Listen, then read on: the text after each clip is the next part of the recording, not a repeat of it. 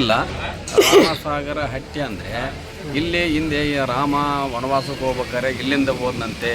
ಇಲ್ಲಿ ಜಟಿಂಗೆ ರಾಮೇಶ್ವರ ಅಲ್ಲಿಂದ ಜಟಿ ಹಳದಕ್ಕೆ ನಮ್ಮ ಎಲ್ಲಿ ಅಡವಿಯಲ್ಲಿ ಫಾರೆಸ್ಟ್ನಲ್ಲಿ ಈಗ ಜಟಿಂಗಿ ಸೆಲಿಮೆ ಜಟಿಂಗವಾಗಿ ಬರ್ತಲ್ಲ, ಅಲ್ಲಿ ಒಂದು ಜಟಿಂಗಿ ಸೆಲಿಮೆ ಅಂತ ಐತೆ, ಒಂದು ರಾಮನ ದೋಣ ಅಂತ ಐತೆ, ಮತ್ತೆಲ್ಲ ಸೀತಾಫಲಾರ ಇವೆಲ್ಲ ಇರೋದ್ರಿಂದ ಸೀತಾಫಲ ಹೆಚ್ಚಾಗಿ ಬಂದಿದ್ದು ರಾಮ ಇಲ್ಲೇ ಇದ್ದಂತೆ ಬಂದು ರಾಮಸಾಗರ ಇದ್ರ ಮೇಲೆ ಹೋದ್ರೆ ಅದಕ್ಕೆ ರಾಮಸಾಗರ ಅಂತ ಬಿದ್ದುತ್ತೆ ಅಂತ ಕೆಲವರು ಹೇಳ್ತಾರೆ.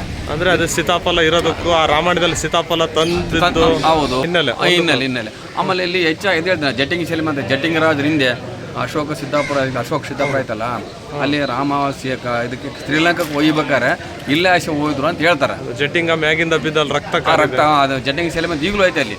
ಜಟಿಂಗ್ ಸೆಲಿಮೆ ಅಂತೇಳಿ ಈಗಲೂ ನೀರು ಇರ್ತಾವ ಅಲ್ಲಿ, ಬೇಸಿಗೆ ಕೂಡ ನೀರು ಇರ್ತಾವ. ಅದ್ರ ಹಿನ್ನೆಲೆ ಅಲ್ಲೇ ಮಾತ್ರ ರಾಮನ ದೋಣ ಅಂತೇಳಿ ಅಡವಿಯಲ್ಲೇ ಐತಿ. ರಾಮ ಅಲ್ಲಿ ನೀರು ಕುಡಿದು ದೋಣ ಮಾಡ್ಯಾನೆ, ಆ ದೋಣಿ ಅಂತಾರೆ, ಅದನ್ನ ದೋಣಿ ಅಂತಾರೆ. ಅದ್ರಲ್ಲಿ ನಿಮ್ಮ ಪ್ರಕಾರ ನಮ್ಮ ಅಡಿಬೇಗೆ, ನಮ್ಮ ಅಡಿಯಲ್ಲಿ ರಾಗಲಗುಡ್ಡ ಇಲ್ಲಿ ದೊಡ್ಡ ಅಂತ ಅದ್ರ ಮೇಲೆ ಐತೆ ಅಡಿ ಗುಡ್ಡ ಬೆಟ್ಟ, ಆ ಬೆಟ್ಟದಲ್ಲಿ ಐತಿ, ಮೇಲೆ ಐತೆ. ಯಾವಾಗಲೂ ಅಲ್ಲಿ ನೀರು ಈಗಲೂ ನೀರು ಇರ್ತಾವ ಅಲ್ಲಿ. ರಾಮನ ದೋಣಿಗೆ ಹೋದ್ರೆ ಬೇಸಿಗೆ ಕಾಲದಲ್ಲಿ ಕೂಡ ನೀರು ಇರ್ತಾವ.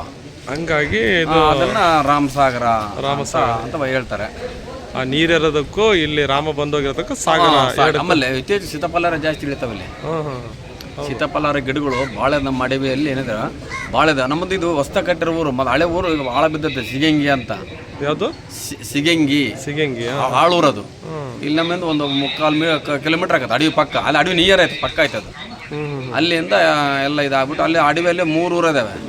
ಆಳೂರು, ಮಲ್ಲಾಪುರ ಅಂತ ಐತೆ, ಆಮೇಲೆ ಇದು ಸೀಮೆಲೆತ್ತಿಪ್ಪ ಅಂತ ಅಲ್ಲಿ ಒಂದು ಐತೆ, ಮತ್ತೆ ಅಲ್ಲಿ